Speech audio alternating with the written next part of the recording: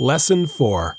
Hi everyone, John here, and welcome to lesson number 4 in the VoiceOver Lessons for Beginners series. You can learn more about me at johnmatthew.com.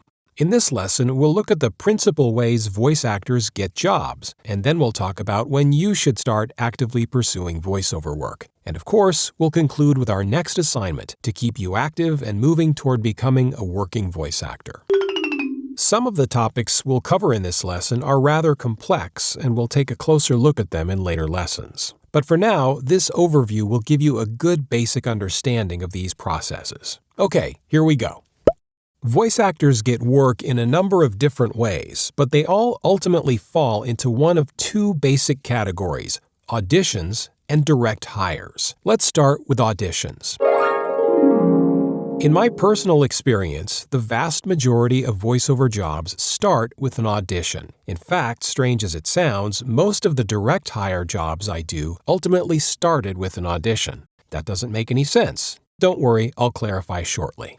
Now, if you're not familiar, an audition is simply a recording you make of some or all of a script. That recording would then be submitted to the client, and if they're interested, they'll get in touch. So auditions are very important, and in later lessons we'll go into more detail about the auditioning and hiring process. But for now, let's take a quick look at some of the principal sources of auditions.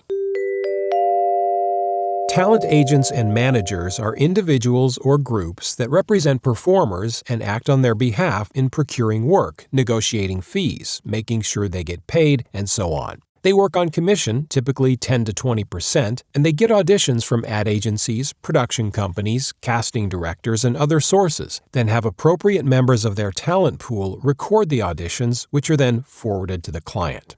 Casting directors and independent producers perform a similar job as agents in the auditioning process and often work directly with talent. The difference is they generally don't represent the actor formally like an agent or a manager does, but they will occasionally negotiate fees and collect payment on behalf of the talent if an agent isn't involved. Some clients do their own casting, and some of these maintain lists of preferred talent and send these individuals auditions directly. These are good auditions to get because quite often you're competing with far fewer actors than in a general audition, and your odds of booking are therefore much higher. Next, we have casting websites like Voice123.com and Voices.com, which, as of this recording, are the big two in North America as far as I can tell, and tend to get the higher paid jobs. These are subscription services that allow clients to post audition notices, which are then distributed to selected talent. Talent then submits their recorded auditions to the client via the site. These services are similar but do vary in the specifics of how they operate and what they cost to use, so make sure you read those agreements. You might want to sign up for a free membership first. You won't really get many auditions, but you'll be able to check out the service before upgrading to a paid membership. There are, of course, job sites like Fiverr and Upwork that are not specifically casting sites, but clients looking to hire voice talent through these platforms may request an audition. These sites tend to cater to lower budget jobs, but if you're just starting out and need some experience and resume, they may be a good resource for you. Now we come to direct hire jobs.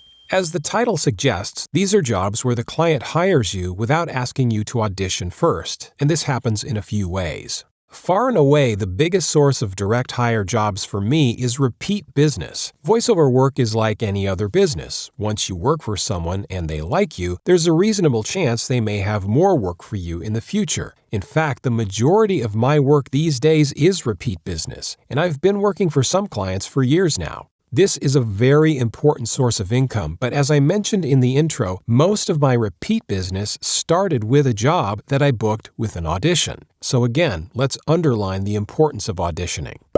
You may also get hired directly from your demo reel or demo clips, these being short collections of sample reads that highlight your abilities. More on these in a later lesson. And of course, referrals, personal contacts, and networking can all yield some work, though in my experience, not nearly as much as auditions and repeat business.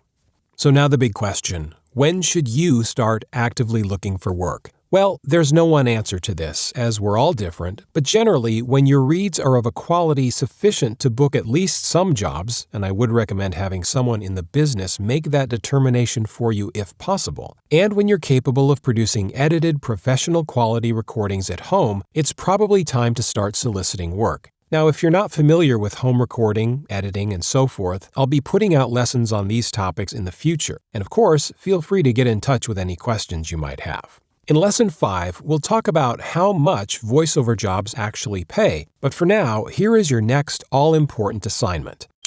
Start recording your practice sessions. There's no need to buy recording equipment or soundproof your office at this point. Your phone or an inexpensive MP3 recorder is perfectly fine. The idea is to start getting used to hearing yourself so that you can judge your work more objectively and make adjustments as necessary. This is known as self-direction, and it's going to come in very handy later on. You don't need to record everything you do, but you'll want to use self-direction as a way of improving the quality of your work. So, record a take, listen back, and make an adjustment, and see if the second take is any better, and so on. Well, this one was a monster. I've violated my 5-minute rule already, but so be it. Leave comments and questions below, subscribe to be notified of future lessons, and thanks for watching.